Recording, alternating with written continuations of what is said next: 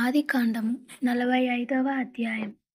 అప్పుడు యోసేపు తన తండ్రి యొద్ద నిలిచిన వారందరి ఎదుట తన్ను తాను అణుచుకొనజాలక, నా యొద్ద నుండి ప్రతి మనిషిని వెలుపలికి పంపివేయుడని బిగ్గరగా చెప్పెను. యోసేపు తన సహోదరులకు తన్ను తాను తెలియజేసుకొనినప్పుడు ఎవరునూ అతని యొద్ద నిలిచియుండలేదు. అతడు ఎలుగెత్తి ఏడ్వగా ఐగుప్తీయులును ఫరో ఇంటివారును వినిరి. అప్పుడు యోసేపు, నేను యోసేపును, నా తండ్రి ఇంకా బ్రతికియున్నాడా అని అడిగినప్పుడు అతని సహోదరులు అతని సముఖమందు తొందరపడి అతనికుత్తరమియ్యలేకపోయిరి. అంతట యోసేపు, నా దగ్గరకు రండని తన సహోదరులతో చెప్పినప్పుడు వారు అతని దగ్గరకు వచ్చిరి.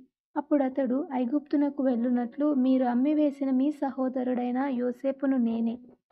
అయినను నేనిక్కడికి వచ్చునట్లు మీరు నన్ను అమ్మివేసినందుకు దుఃఖపడకుడి. అది మీకు సంతాపము పుట్టింపనీయకుడి. ప్రాణరక్షణ కొరకు దేవుడు మీకు ముందుగా నన్ను పంపించెను. 2 సంవత్సరముల నుండి కరువు దేశములోనున్నది. సేద్యమైనను కోతయైనను లేని సంవత్సరములు ఇంకా 5 వచ్చును. మిమ్మును ఆశ్చర్యముగా రక్షించి దేశములో మిమ్మును శేషముగా నిలుపుటకును ప్రాణముతో కాపాడుటకును దేవుడు మీకు ముందుగా నన్ను పంపించెను.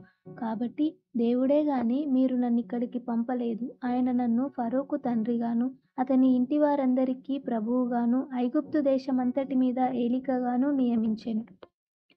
మీరు త్వరగా నా తండ్రి యొద్దకు వెళ్ళి అతనితో, నీ కుమారుడైన యోసేపు దేవుడు నన్ను ఐగుప్తు దేశమంతటికీ ప్రభువుగా నియమించెను. నా యొద్దకు రమ్ము, అక్కడ ఉండవద్దు. నీవు గోషేను దేశమందు నివసించెదవు. అప్పుడు నీవును నీ పిల్లలును నీ పిల్లల పిల్లలును నీ గొర్రెల మందలును నీ పశువులును నీకు కలిగినది యావత్తును నాకు సమీపముగా ఉండును.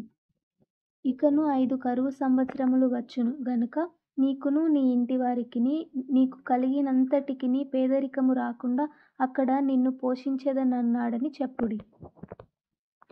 ఇదిగో మీతో మాటలాడుచున్నది నా నోరే అని మీ కన్నులును నా తమ్ముడైన బెన్యామీను కన్నులును చూచుచున్నవి. ఐగుప్తులో నాకు కలిగిన సమస్త ఘనతను మీరు చూచినది యావత్తూ నా తండ్రికి తెలియజేసి త్వరగా నా తండ్రిని ఇక్కడికి తీసుకొని రండని తన సహోదరులతో చెప్పి తన తమ్ముడైన బెన్యామీను మెడ మీద పడి ఏడ్చెను. బెన్యామీను అతని మెడ మీద పడి ఏడ్చెను. అతడు తన సహోదరులందరినీ ముద్దు పెట్టుకుని వారి మీద పడి ఏడ్చిన తరువాత అతని సహోదరులు అతనితో మాటలాడిరి. యోసేపు యొక్క సహోదరులు వచ్చిన వర్తమానము ఫరో ఇంటిలో వినబడెను. అది ఫరోకును అతని సేవకులకును ఇష్టముగా ఉండెను. అప్పుడు ఫరో యోసేపుతో ఇట్లనెను, నీవు నీ సహోదరులను చూచి మీరిలాగు చేయుడి, మీ పశువుల మీద బరువులు కట్టి కానాను దేశమునకు వెళ్ళి మీ తండ్రిని మీ ఇంటి వారిని వెంటబెట్టుకుని నా యొద్దకు రండి. ఐగుప్తు దేశమందలి మంచి వస్తువులను మీకిచ్చేదను. ఈ దేశము యొక్క సారమును మీరు అనుభవించెదరు. మీకు ఆజ్ఞ అయినది గదా, దీని చేయుడి. మీ పిల్లల కొరకును మీ భార్యల కొరకును ఐగుప్తులో నుండి బండ్లను తీసుకొని పోయి మీ తండ్రిని వెంటబెట్టుకుని రండి. ఐగుప్తు దేశమంతటిలోనున్న మంచి వస్తువులు మీవే అగును గనుక మీ సామాగ్రిని లక్ష్యపెట్టకుడని చెప్పుమనగా ఇశ్రాయేలు కుమారులు అలాగుననే చేసిరి. యోసేపు ఫరో మాట చొప్పున వారికి బండ్లను ఇప్పించెను, మార్గమునకు ఆహారం ఇప్పించెను. అతడు వారికి 2 దుస్తుల బట్టలు ఇచ్చెను.